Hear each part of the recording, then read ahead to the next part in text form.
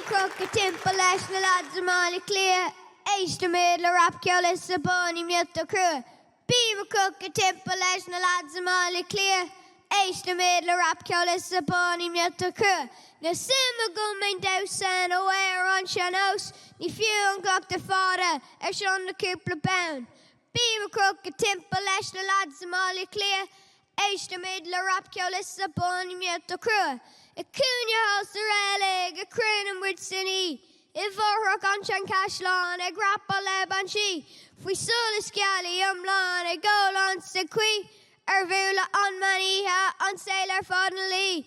Bíomh croch a timpeall leis na lads a Bhaile Cliath, éiste méid le Rapcheol is sa bánaí miot a crua, nach just a beol le gaeilge, rappers in my réim, tá clús Kyle and Marge Snoop agus ar an féin, nach leit an scelf faoi kneecap, má cara is a dream, tá Daniel O'Donnell ina has-been, tá sé lag an bhrí, gumparráid le Mowgli bapa sé a bhí me gui.